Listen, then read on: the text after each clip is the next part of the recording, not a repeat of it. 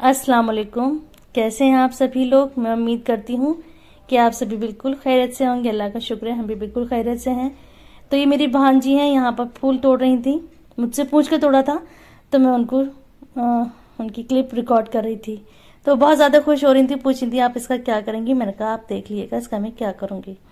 तो अच्छा ये है अब सुबह सुबह का टाइम और मैं यहाँ पर बना रही हूँ नाश्ता। नाश्ते में आज मैंने बनाया है सिर्फ एक ये ऑमलेट, क्योंकि आज सबका रोज़ा है। बेटी ने नहीं रखा था क्योंकि उनकी इस टाइम टेस्ट भी है, कोचिंग भी है, स्कूल भी है, तो उन्होंने रोज़ा नहीं रखा था। तो मैं उनके लिए बना रही हूँ नाश्ता।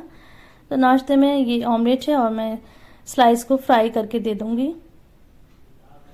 तो ये कल की वीडियो है, बिल्कुल भी टाइम नहीं मिल रहा है एडिटिंग का, ऐसी भागम भाग लगी हुई है, एक के बाद एक काम है। और माशाल्लाह जब घर में रोज़ा होता है ना तो बहुत सारा काम होता है घर में और बहुत ऐसा लगता है कि दिन बहुत छोटा हो गया है, क्योंकि अफ्तारी भी बनानी होती है और इबादत भी थोड़ी ज़्यादा करनी होती है। खुद ब खुद दिल चाहता है इबादत ज़्यादा करने का जब रोज़ा होता है तो। और यहाँ पर मैं चने निकाल रही हूँ, तो आप लोग इसे देख के अंदाज़ा कर सकते हैं कि मैं क्या बनाने जा रही हूँ। असल में मैंने मंगाए थे भुने चने, तो मतलब मुझे बनाने थे आज नरगिसी कोफ्ते।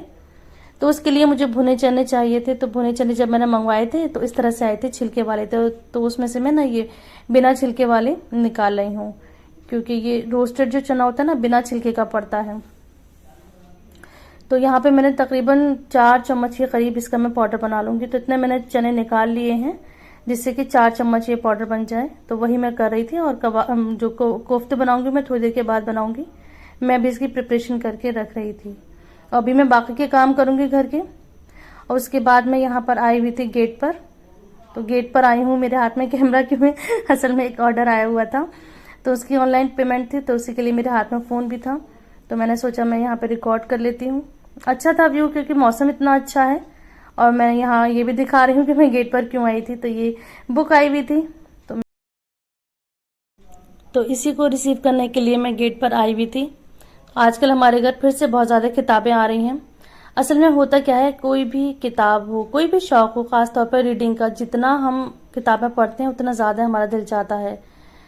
तो यही हो रहा है कि जब किताब पढ़ते हैं तो दिल चाहता है इसको कंप्लीट करके ही उठें और फिर जल्दी से दूसरी ऑर्डर कर दें। तो कुछ ये सिलसिला लगा हुआ है। तो हमारे बड़े सही कहते हैं, जितना सोओगे उतनी ज़्यादा नींद आएगी, जितना खाओगे उतनी ज़्यादा भूख लगेगी। तो जितना पढ़ोगे उतना ज़्यादा शौक पैदा होगा पढ़ने का। उसके बाद मैं थोड़ी देर के लिए बहन के घर आ गई थी। तो यहाँ पर बच्चे बैठे हुए थे। आज एक्चुअली मेरे जो बहन के हस्बैंड हैं वो नहीं आए हुए थे, वो अब आए हैं। तो वो अभी कल ही आए हैं। तो मैं यहाँ इनके घर आई थी थोड़ी देर के लिए।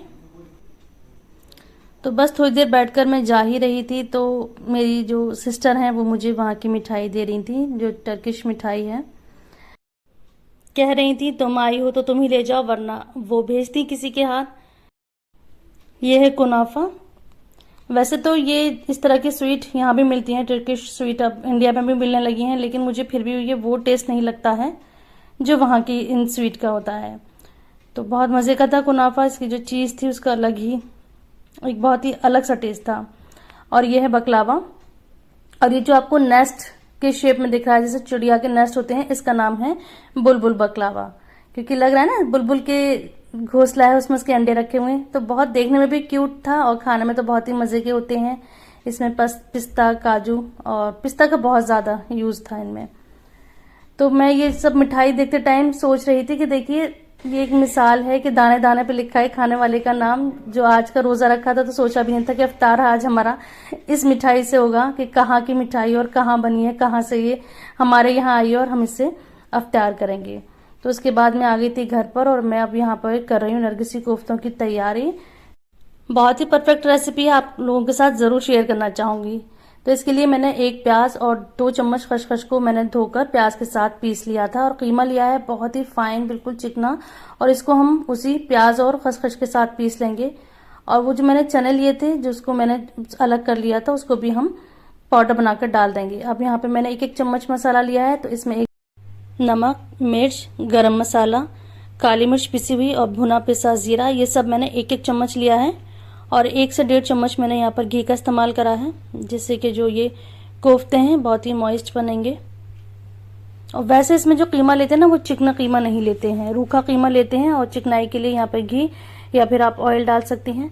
और यहाँ 1 चम्मच लहसुन और 1 चम्मच अदरक का पेस्ट ये भी डाला है। शुरू में मैं ऐड करना भूल गई थी, तो मैंने अब डालकर इसको मिक्स करके ढक कर रख दिया है 15 से 20 मिनट के लिए, जिससे कि जो मसाले हैं ना इसमें अच्छी तरह से रच जाएं।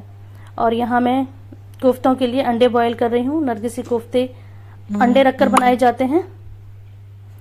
तो अब मैं इसका मसाला तैयार कर लेती हूँ। तो मैंने एक पैन में मस्टर्ड ऑयल को अच्छा गरम कर लिया है। अब इसमें मैंने खड़े गरम मसाले डाले हैं, लौंग, काली मिर्च, बड़ी इलायची, हरी इलायची, तेज पत्ता। और यहाँ पे मैंने एक बड़ी प्याज ली है और लहसुन अदरक लिया है, इसका पेस्ट मैंने डाल दिया है। और ये क्लिप शायद डिलीट हो गई है, ऐड नहीं हो पाई है।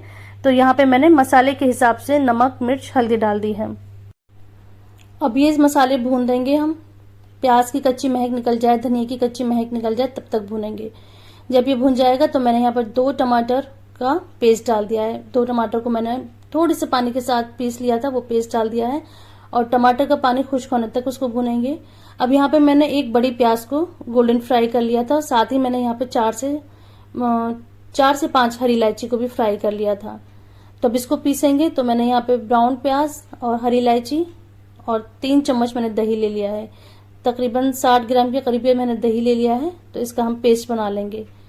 तो ये डालने से ना, एक तो दही डालने से मसाला भुनता है, वैसे ही अच्छा हो जाता है। जब हम यहाँ पर गोल्डन प्याज डालेंगे तो जो ग्रेवी का कलर है बहुत अच्छा हो जाता है, बिल्कुल कोरमे की तरह से।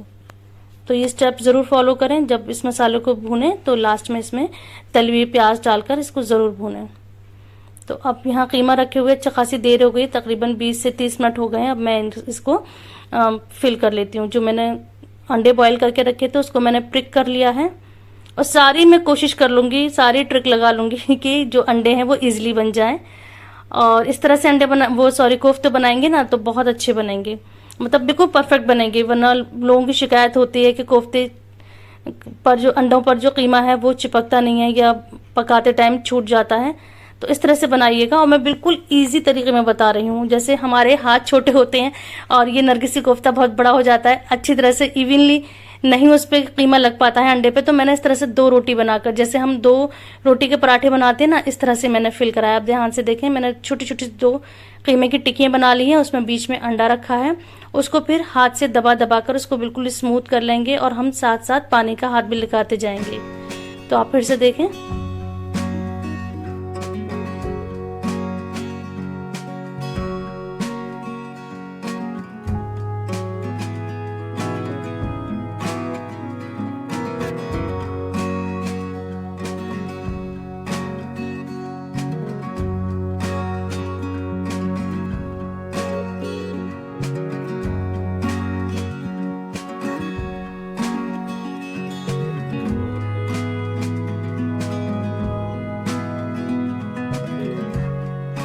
तो इस तरह से सारे कोफ्ते बनाकर तैयार कर लिए हैं। देखिए कितने स्मूथ, चिकने और एकदम बड़े बड़े बने हैं और बड़े ही आसानी से बन गए हैं।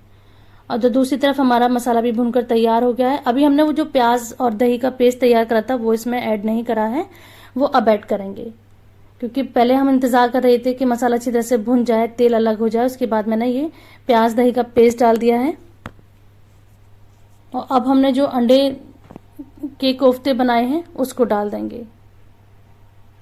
तो इस तरह से नरगिसी कोफ्ते बनाइएगा, बिल्कुल बेहतरीन बनेंगे। टेस्ट की भी गारंटी है और शेप की भी गारंटी है। अगर आपको कोई भी परेशानी आती है नरगिसी कोफ्ते बनाने में तो एक बार इस तरीके से जरूर बनाइएगा। इंशाल्लाह आप सभी के बिल्कुल परफेक्ट और बहुत मजे के नरगिसी कोफ्ते बनेंगे। और आप अपने ऊपर फख्र करेंगे कि हमने भी आज ये बना लिए।